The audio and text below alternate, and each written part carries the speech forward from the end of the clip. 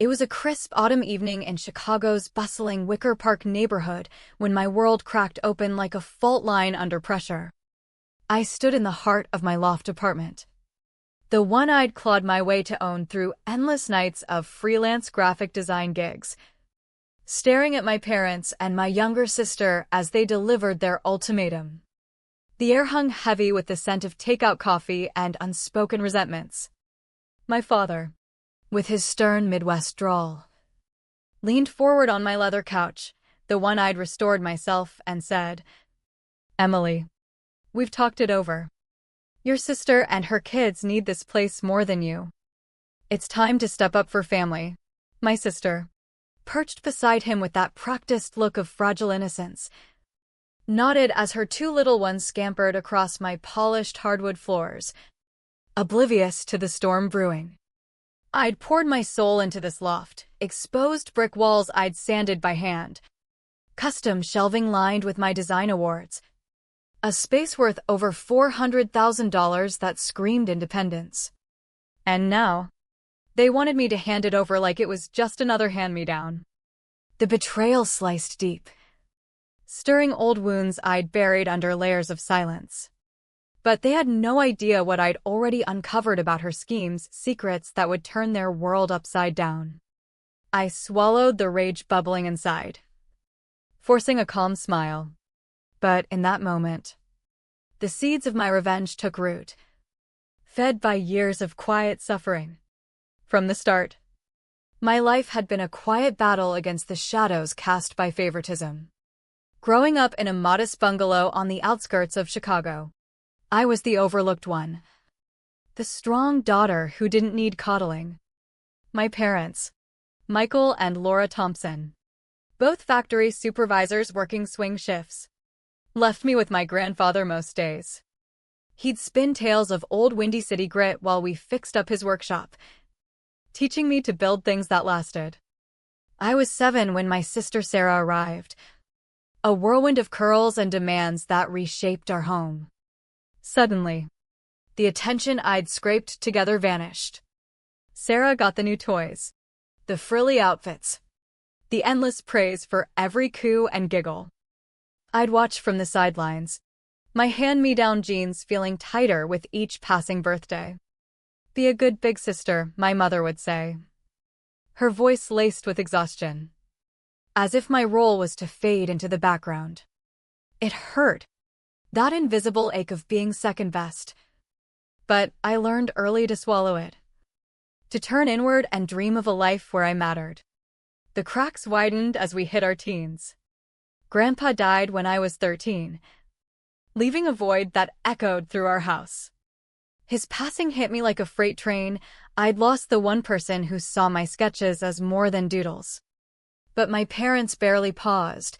They were too busy throwing Sarah a lavish Sweet 16 with a rented hall and a DJ blasting pop hits. My own birthday that year? A hurried card and a thrift store art set.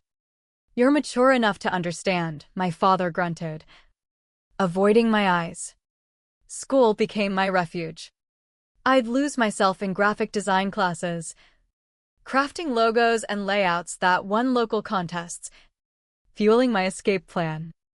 Sarah, meanwhile, sailed through on a sea of privileges, private dance classes, a shiny new bike, even a summer camp in Michigan's lakes. When she wrecked her first car at 17, a used sedan my parents upgraded for her, they laughed it off as youthful spirit. Me? I busted my after-school job at a print shop, saving for community college. My questions about the imbalance met with sighs. "Sarah's sensitive," my mother whispered once, as if my resilience was a curse. The resentment simmered, a low hum in my chest, pushing me to prove I didn't need their scraps. By 18, I'd had enough of the silent dismissals. I enrolled in a design program at a state university in Milwaukee, piecing together scholarships, loans, and night shifts at a diner where I'd sketch client briefs on napkins. My parents didn't contribute a dime. They were funneling money into Sarah's private high school with its enrichment programs. Each rejection letter from home hardened me, turning pain into fuel. I graduated with honors, landing freelance work that built my portfolio, branding for local startups, website overhauls that paid the bills. 5 years back, I spotted this rundown loft in Wicker Park, a diamond in the rough amid hipster cafes and street art. I bought it outright with my savings, transforming it into a haven, minimalist lines, vibrant accents, a balcony overlooking the L train's rumble. It wasn't just shelter, it was my declaration of self-worth. A fortress against the family's indifference.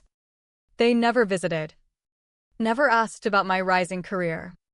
Sarah? She partied through college on their dime, majoring in fun with a minor in excuses. She married David Miller, a slick sales guy, in a destination wedding my parents bankrolled. I attended, smiling through the toasts. But the favoritism gnawed deeper. Then Sarah's fairy tale crumbled. Her lifestyle blog, venture, peddling trendy wellness gadgets, flopped spectacularly, buried under poor decisions and ignored debts. David bailed 2 years ago, leaving her with Alex, now 9, and Lily, 7, in a dingy rental on the city's south side. Whispers reached me, $60,000 in red from credit cards and failed loans. My parents swooped in, paying her bills, stocking her fridge, even setting up trust funds for the kids. I'd offer practical advice, a budgeting app, job leads in retail, but they'd wave it off, preferring cash handouts. Sarah played the victim masterfully at family dinners, her eyes misting as Alex and Lily tugged at heartstrings. It's so hard being a single mom, she'd sigh, and my parents would melt, while I sat in silence, the old ache flaring. It felt like manipulation, her using the kids as shields. But I bit my tongue, keeping my distance to protect my peace. That family meeting shattered the fragile truce. They'd insisted on gathering at my loft, claiming it was neutral ground. I tidied obsessively, pride swelling as sunlight streamed through my floor-to-ceiling windows. But when they arrived, Michael stern, Laura fidgety, Sarah with the kids in tow, the vibe shifted to something predatory. Over herbal tea I brewed myself. My father dropped the bomb, hand over the loft for Sarah's fresh start. Laura chimed in. Think of the grandkids, they need stability. Emily, you've always been so independent. Sarah didn't bat an eye, her gaze roaming my space like an appraiser. It's perfect for them, she murmured, as Alex and Lily raided my snack drawer, crumbs scattering everywhere. The words echoed childhood slights, my efforts dismissed as expendable. Rage coiled tight, but I held it, nodding politely as they left. Alone, I paced, the betrayal festering like an open wound. This wasn't help, it was theft, rooted in years of her entitlement and their blindness. The invasions escalated, each one chipping at my sanity. Sarah began dropping by uninvited, key in hand from an old emergency set I'd given my parents. I'd return from client meetings to find my kitchen ransacked, sticky fingerprints on counters, toys underfoot. Once, Lily toppled a vintage vase I'd thrifted and restored. Sarah just chuckled. Oops. Accidents happen. Her nonchalance ignited sparks of fury I'd long suppressed. I confronted her, voice trembling. This is my space, respect it. She tilted her head, feigning hurt. We're sisters. Sharing's what we do. But her eyes gleamed with something colder. Calculating. Changing the lock brought temporary relief. But then I found it, a crumpled note in my mail slot from Rachel Brooks, a realtor. It referenced an informal valuation Sarah had requested for family relocation. My blood ran cold. I called Rachel. Posing as a curious seller, she confirmed Sarah's inquiry, mentioning plans to liquidate quickly. This wasn't about the kids, it was a cash grab to erase her debts, using my home as collateral. The revelation unlocked a floodgate of buried truths. I reached out to my Aunt Elena, Laura's no-nonsense sister who'd always cut through the family's bullshit. Over brunch in a quiet diner, I spilled it all, the ultimatum, the intrusions, the appraisal. Elena's face hardened. "Classic Sarah," she muttered. Then revealed the gut punch when Grandpa died. He'd left $25,000 to split between us.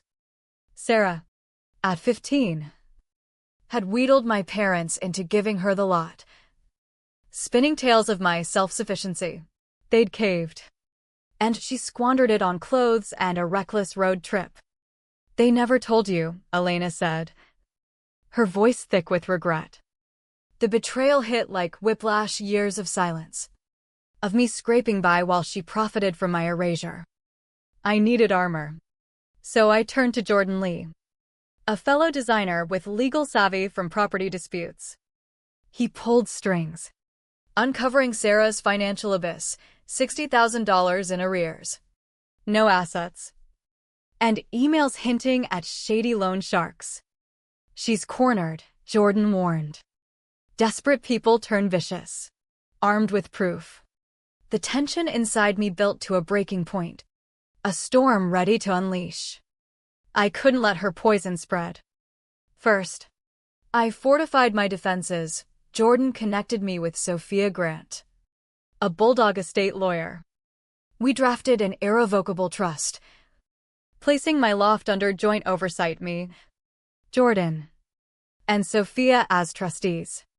It was ironclad under Illinois law, shielding it from any family claims. No sales, no transfers without unanimous consent. My heart raced as I signed, a mix of relief and ruthless satisfaction. This was payback, not flashy, but surgical, born from the scars they'd inflicted. With the trust sealed, I orchestrated the confrontation. I booked a private room at a dim-lit steakhouse in Wicker Park, inviting Michael, Laura, and Sarah under the guise of resolution. I arrived poised, documents in a sleek folder, the weight of years pressing on my chest. They filed in, expectant. Sarah's smirk faltered when she saw my steely gaze.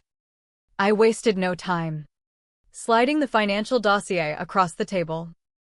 "I know about the appraisal. Sarah, you're drowning in debt and plan to flip my loft to save your skin." Her face drained of color. My parents shifted uncomfortably. "That's a lie," she hissed. But I pressed on, voice rising like a gathering thunder. "And the inheritance? You stole my share. Convinced them I didn't need it while you blew it on nonsense." Laura gasped, Michael's knuckles whitening. Sarah lunged verbally, "You're jealous. Always have been." But I unveiled the trust papers. "This loft is locked away now, untouchable. Your schemes end here." The room erupted. Sarah's tears turned to accusations, my parents stammering for peace. "Family sticks together," Michael pleaded. I stood, voice breaking the dam, "Not when it means erasing me. You've chosen her lies over my truth for decades. I'm done paying the price." I walked out into the Chicago chill, their pleas echoing behind. But I felt the chain snap. The silence I'd endured had forged my blade, and I'd wielded it without remorse. The aftermath was a whirlwind of reckoning.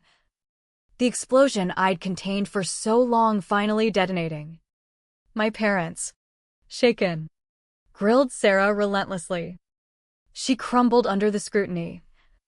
Her manipulations exposed, no more tears could gloss over the evidence.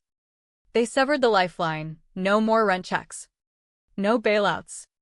Sarah scrambled, landing a grueling shift job at a big box store, scraping by in her rental as creditors circled. Alex and Lily switched to public schools, their cushioned world stripped bare. She emailed me once, a rambling mix of apologies and blame shifting. I deleted it unread. The old guilt replaced by cold resolve. My parents left voicemails, begging for bridges, but their voices stirred only echoes of neglect. I ignored them, the cut too deep to mend. Instead, I thrived in the ruins. My design firm boomed, a major campaign for a tech startup. Accolades rolling in. Evenings found me with Jordan and friends at rooftop bars, toasting to boundaries reclaimed. My loft, now eternally mine, became a true sanctuary. I repainted, rearranged, erasing every trace of intrusion. Yet, in quiet moments, the cost haunted me, a hollow in my chest where family once fit, jagged from years of betrayal. Walking away meant burying the girl who'd craved their approval, but it also birthed a woman unbreakable. Revenge wasn't sweet, it was necessary. A bitter medicine that healed the festering wounds. I'd paid dearly in silence and solitude, but the price bought freedom. If there's a lesson in this wreckage, it's that blood doesn't bind you to toxicity. Sometimes, the ultimate act of self-preservation is to let the fire of retribution consume the bridges, leaving you standing alone, but whole on the other side.